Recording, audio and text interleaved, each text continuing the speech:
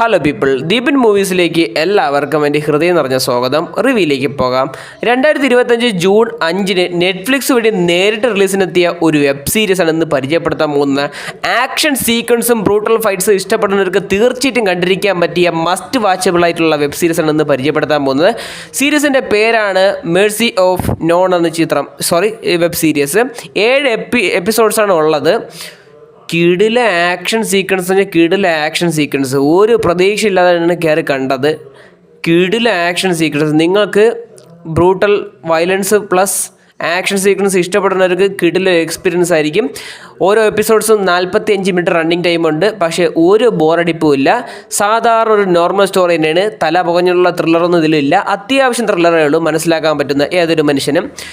ഇത് കഥയെന്ന് പറയുന്നത്, നമ്മുടെ നടനെന്ന് പറയുന്ന ഒരു ഗ്യാങ്സ്റ്ററിൽ പെട്ടുന്ന ഒരു ബ്രൂട്ടൽ വയലൻ്റ് ആയിട്ടുള്ള ഒരു സിംഹമായിരുന്നു. ആ സിംഹം ഒരു 11 വർഷം ആക്റ്റീവ് അല്ലായിരുന്നു. കാരണം പശ്ചാത്താപം സ്വാഭാവികം. അദ്ദേഹത്തിൻ്റെ അനിയൻ അതിൽ ആക്റ്റീവായിരുന്നു. അദ്ദേഹത്തിൻ്റെ അനിയനെ ഒരു ഗ്യാങ് ആയിരുന്നു കൊല്ലുകയാണ്. കൊന്നതിന് ശേഷം ഇദ്ദേഹത്തിൻ്റെ പഴയ സിംഹം അങ്ങ് സടകുടഞ്ഞെഴിച്ച് ഒരു ഗ്യാങ്ങിനെ തീർക്കുന്നതിന് പകരം ഒന്നൊന്നായി എണ്ണി അങ്ങ് തീർത്ത് തന്നെ പറഞ്ഞിരിക്കുന്നു. ഓരോ ഗ്യാങ്ങിനെ ബേസ്ബോളുള്ള ബാറ്റ് കൊണ്ട് അടിക്കണ സീനൊക്കെ കിടിലുമാണ്. അടിച്ച് തീർപ്പിക്കുന്ന ഒരു സംഭവമാണ് ഇതിൽ കാണിക്കുന്നത്. ഞാൻ ഇത് പറയുന്ന പോലെയല്ല, നിങ്ങൾ കണ്ടു നോക്കിയാലും ഇതിൻ്റെ മനസ്സിലാവുള്ളൂ. ഇതിൽ ആക്ഷൻ സീക്വൻസ് ടോപ്പ് നോച്ച സംഭവമാണ്. പക്ഷേ ഇതിൻ്റെ ടീസറിനും ട്രെയിലറിനും വ്യൂസ് എല്ലാം കുറവാണ്. റിവ്യൂസും ഇപ്പം നല്ല വൃത്തി കയറി വരുന്നുണ്ട് ഈ സീരീസിനെ കുറിച്ച്. എനിക്ക് അതേന്ന് പറയാനുള്ള കിടിലൻ ടോപ്പ് നോച്ച് സംഭവം എനിക്ക് വളരെയധികം ഇഷ്ടപ്പെട്ടു.